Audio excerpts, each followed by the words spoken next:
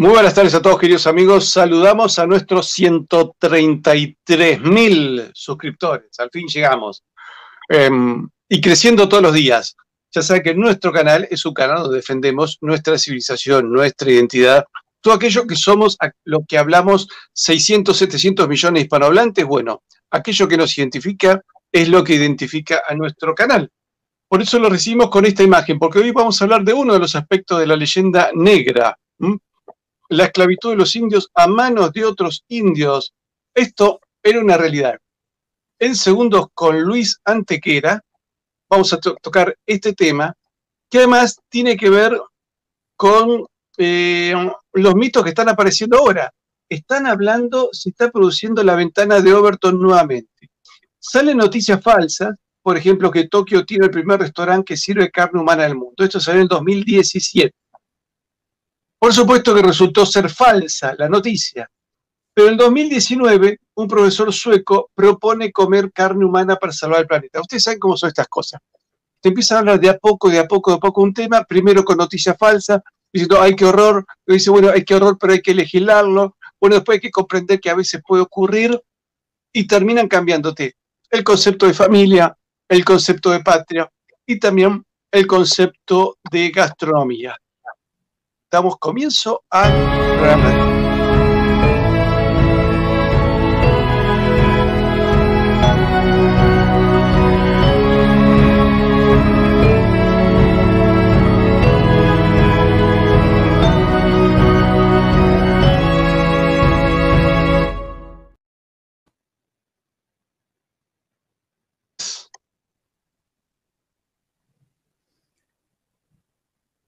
¿Me escuchás? Sí, perfectamente. Ahora sí. ¿Dónde estás? ¿En qué lugar de España? Estoy en Madrid, la capital. Luis Sí, señor. es un gran escritor, tiene varios libros. Vamos a mostrar la tapa de, creo que es su último libro, Historia desconocida del descubrimiento de América, en busca de la nueva ruta de la seda. Un poco lo que hemos hablado en muchos programas sobre el Real de A8. El otro, ¿no es cierto? Es por ahí, ¿no? Sí, también. El otro libro, Cristianofobia, la persecución de los cristianos en el siglo XXI, porque, viste, todas las religiones se victimizan, pero lo que nos está ocurriendo a los cristianos en todo el mundo, de eso no se dice nada en ninguna parte del mundo. Bueno, este libro me resultó muy curioso, Jesús en el Corán. Sí, señor. Todo un tema para analizar. Pero, bueno, y de esto estamos preparando en distintos programas sobre distintas religiones. Hemos hecho uno sobre la conversión de rabinos, pero me han llamado algunos historiadores judíos que quieren hablar sobre los judíos que estuvieron con Bolívar, ¿no? Y ellos no lo reivindican ni a Bolívar ni un poco lo que hicieron esos sus antepasados. Dice que cometieron una serie de tropelías con los indios. Pero también se han comunicado gente que tiene que ver con Irán, con una universidad en Irán, donde hay una cátedra reciente sobre la leyenda negra y en defensa de España. Yo jamás me hubiera imaginado eso. Pero bueno, estas cosas ocurren. Sí, sí, También sí. hemos dado una conferencia al gobierno de Gibraltar donde nosotros defendimos la postura argentina con respecto a Malvinas. El mundo, así como se pone loco para el mal, también se pone loco para el bien. Así que bienvenido al diálogo con gente buena. Luis, yo creo que los españoles, hay un problema con la comida española.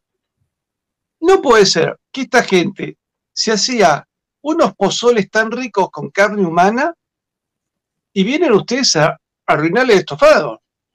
Completamente. Sí, sí. Mira, a la izquierda tenemos el pozole bueno, Sí, el de señor. ahora. A la derecha, cómo se hacía el pozole antes que llegaran los españoles, ¿no es cierto? Sí.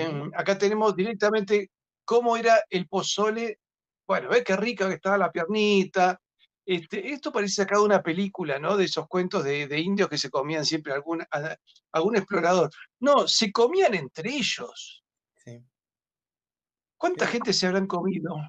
Pues mira, solo en México está calculado entre 3 y 8 millones de personas. Solo en México. Estamos hablando de un ritmo antropofágico, vamos a llamarlo así, de 30.000 a 80.000 personas por año. en un imperio que prácticamente duró 100 años. Por lo tanto, solo en México Sí, estamos no, hablando, te estoy diciendo, de 3 a 8 millones de personas. Esto es un genocidio, es decir, el holocausto sí. judío, con una población de 3.000 millones de personas en el planeta, alcanzó una cifra de 6 millones de personas, con una población en América que apenas alcanzaría los 5, 6, 7 millones de personas. No, Los diga más, aztecas. había, en toda América Uh habría entre 15 millones o tal vez 30, pero en Centroamérica no -huh. había más de 7 u 8. Sí, pero claro.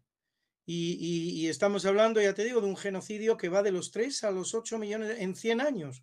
Es algo impresionante. Pero es que además la antropofagia no se practicó solo en México. Es el caso más evidente que tenemos, el más documentado, porque iban muchos cronistas con Hernán Cortés. México es un país que tuvo una relación con España que superó los 3 siglos, y por lo tanto es mucho lo que hay escrito. Son muchas las pruebas arqueológicas que han aparecido también de este terrible genocidio, pero eso no quiere decir que el genocidio antropofágico se haya producido solo en México, se ha producido en toda América. Muy cerca de donde tú estás hay testimonios de antropofagia, concretamente los indios charrúas, que se habrían comido nada Sí. menos que al gran explorador Díaz de Solís, que andaba buscando el paso del Atlántico al Pacífico y que tanta relación tiene con la Argentina, descubridor prácticamente del Río de la Plata. Pues este hombre tuvo la desgracia de acabar en una olla, pues como algunos españoles y, como muy bien has dicho tú, como tantos indios, porque lo que hacían los indígenas es comer a otros indígenas. A españoles se comieron muy pocos, a lo mejor todos juntos alcanzaron una cifra de 500 o de 1000, pero indígenas estamos hablando de bastantes millones. Es una de las primeras realidades que se van a encontrar los españoles ya desde el primer viaje de Colón. Está atestiguado en las relaciones que manda Cristóbal Colón a los reyes católicos, donde les habla ya de la práctica de la antropofagia entre indígenas. Bueno, ellos se encuentran con los indios taínos, y los indios Sí, taínos, cuando ven estos blancos, les parece gente fantástica porque los ayudan a defenderse de los indios caribes, donde efectivamente. luego deriva la palabra Efectivamente, caníbal. efectivamente. Mira, esto es un tema muy curioso, y está perfectamente documentado, y está documentado por el propio Cristóbal Colón en estas relaciones que va enviando a los reyes católicos. Él va bautizando todo lo que ve. Unas islas las llama Isabela, la otra Fernandina, la otra es San Bartolomé, la otra es Santo Domingo. A todo le pone nombres españoles y nombres cristianos. Sin embargo, hay un término que Cristóbal Colón acepta de buen grado y no cambia. ¿Cuál es ese término que Cristóbal Colón acepta de buen grado y no cambia? Pues precisamente el término canibe. Canibe. A él le dicen que unos indios que vienen de ultramar son los indios canibes, y a él esa palabra le gusta mucho, le resulta muy conveniente. ¿Por qué? Porque él va buscando al gran Can. Por lo tanto, al buscar al gran Can, le parece que los caníbes son necesariamente los súbditos del gran Can. Y entonces resulta que, como estos caníbes practican la antropofagia, les empieza a llamar caníbales, y ahí se produce esa identidad que existe entre la palabra caníbal y la palabra antropófago. Es decir, que es algo que está desde el principio de la aventura española en América. Desde ese mismísimo principio se nos aparece ya la práctica de la antropofagia entre los indígenas. Luis, hay que aclarar que la ingesta de carne humana, que carece de riqueza proteica, o sea, no, puede ser lo que le pasó a los rugbyers uruguayos que cayeron en los Andes en la Claro, década del 70. Bueno, lo hicieron para no morirse de hambre, pero en realidad no sirve como alimento, pero genera un mal neurodegenerativo, el claro, curo o la enfermedad de la risa, que produce sí o sí cierta locura y disminución poblacional.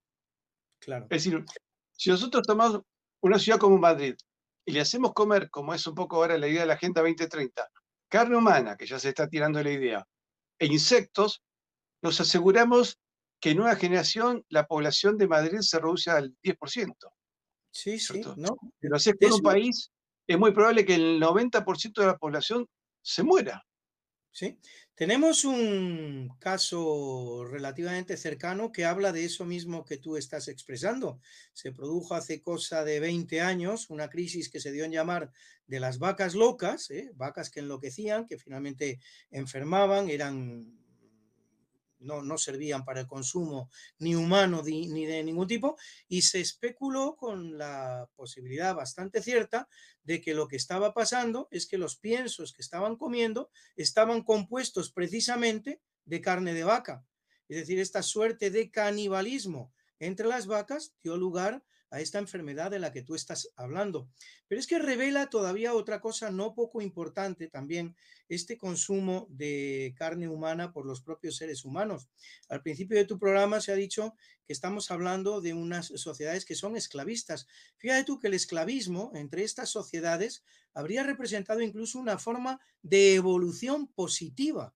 Es decir, no se llegó suficientemente a una sociedad esclavista. Si se hubiera llegado a una sociedad esclavista, habríamos llegado a un estadio de la evolución humana más avanzado que aquel en el que se quedaron. No había esclavismo, había consumo de carne humana. Es decir, en vez de utilizar esos prisioneros para algo tan interesante como trabajar gratuitamente para ti, para tus necesidades, para tu pueblo, para tu corte, para tu propia Para el persona, desarrollo. te los comes, te los comes. Es decir, en el caso